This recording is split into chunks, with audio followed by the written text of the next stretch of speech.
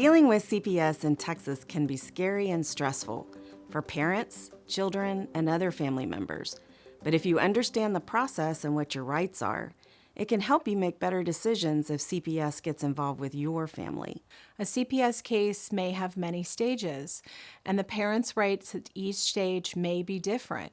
Because these cases are so complicated, it's a good idea to speak to an experienced child welfare lawyer about any questions you have. Let's start by talking about investigations, since almost all CPS cases start there.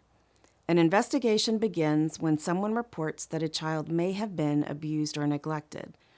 An investigator and an investigative supervisor will be assigned to the case. During the investigation, CPS is trying to figure out, was a child abused or neglected? If so, who did it? Is the child safe right now? Are the other children in the household safe? If not, what needs to happen to keep the children safe?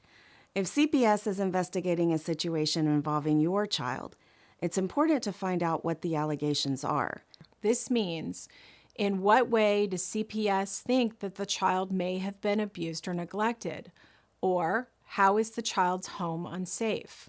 Parents and caregivers can be investigated for directly abusing or neglecting a child. This could include physical abuse, sexual abuse, physical neglect, or medical neglect, among other allegations.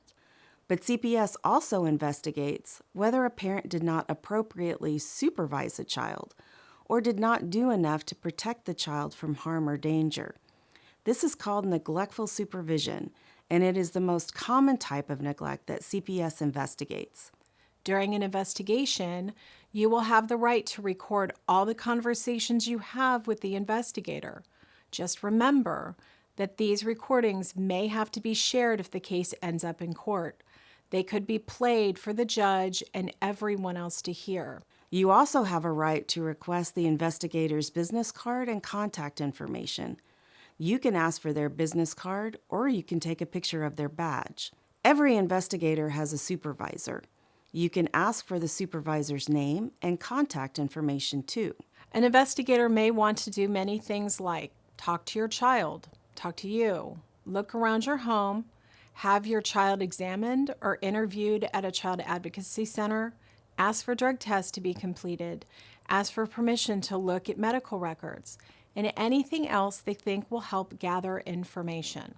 In the investigation stage, it is usually your choice whether you want to cooperate with CPS by talking to them, letting them into your home, letting them talk to your child, or do other things they ask you to do. However, just ignoring CPS will probably not make them go away. Keep in mind that there could be good reasons to cooperate with CPS. Sometimes they just need certain information to close out the case. If you are unsure if you should cooperate, or if CPS is asking you to do something that you do not feel comfortable with, you have the right to talk to an attorney and get the advice on what to do. If you choose not to cooperate with the investigation, CPS may ask a judge to sign an order to aid investigation.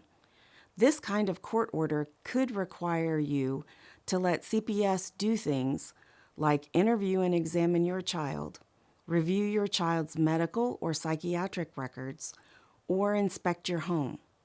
Once something is ordered by a court, you must follow it, or you risk being held in contempt of court. Refusing to follow a court order could also be used against you in a CPS case. So how will you know when an investigation is over? When an investigation is over, you should get a letter in the mail telling you what CPS investigative findings are.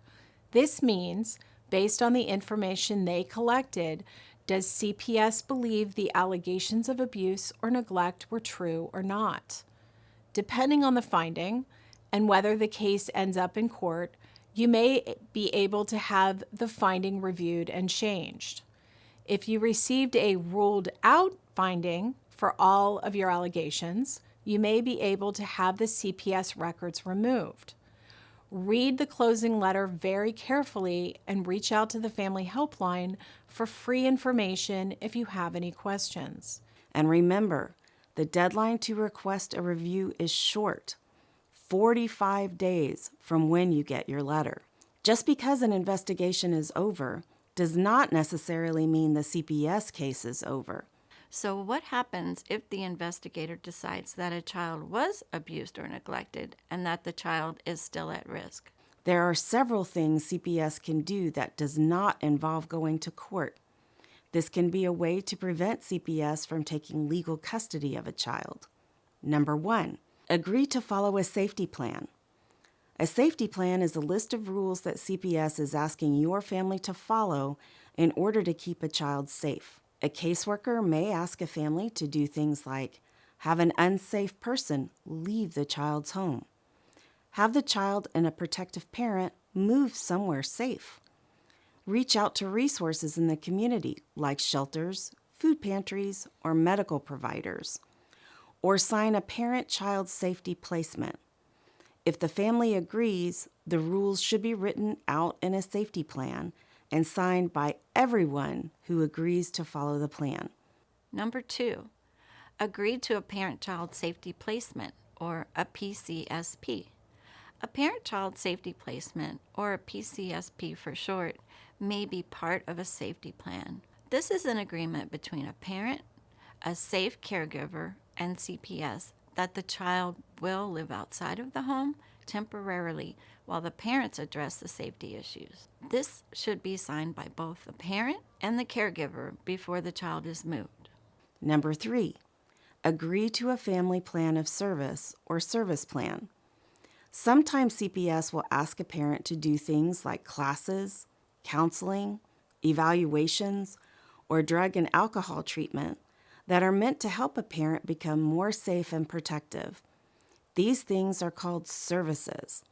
They should be written out and agreed to in the family plan of service. You have the right to speak to a lawyer if you're not sure whether to agree to a safety plan, a parent-child safety placement, or a family plan of service.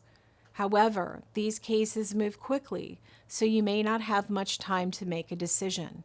CPS takes safety plans seriously and expects people who sign a plan to follow every rule. Breaking the rules can have real consequences, such as CPS not letting a child continue to live with a family member or CPS taking legal custody of the child. Keep any paperwork you sign safe, read it carefully, and make sure you understand it. So why might CPS file a court case to protect a child? If a parent refuses to sign a safety plan or do services, and CPS thinks this puts the child at risk, CPS may file a motion to participate in services, which starts a court-ordered services case. This asks a judge to order a parent to do services, but CPS is not asking for custody of the child. If CPS believes that a child is in immediate danger, they may file a temporary managing conservatorship, or TMC, case, asking the judge to give CPS temporary custody of a child. When this happens, we say that a child has been legally, quote, removed from the parent or conservator's custody. it's important to remember that if CPS legally removes your child, that is not necessarily permanent. CPS is supposed to provide services to address the safety concerns and help parents work toward reunification, which means having your child come home. These cases usually last about a year, but can be shorter or go as long as a year and a half. CPS court cases move quickly at the beginning. The first court hearing should be set within 14 days, though that could be extended to 28 days. An important first step is to get in contact with an attorney as soon as possible to discuss your case. So, do you have to pay for a lawyer, or can you get one for free? You always have a right to talk to a lawyer anytime you are dealing with CPS. But whether or not you can get a free one appointed by the court depends on whether CPS has filed a court case. It also depends on how much money you and your household make and what assets you own. If CPS files a court-ordered services case or a temporary managing conservatorship case against you, and you are indigent, meaning you cannot afford to hire an attorney, You have the right to request a free attorney appointed by the court. Further, only a parent can ask for a free attorney from the court. The process to get your appointed attorney may be different depending on what county your case is in. You will have to fill out some paperwork with your income and assets.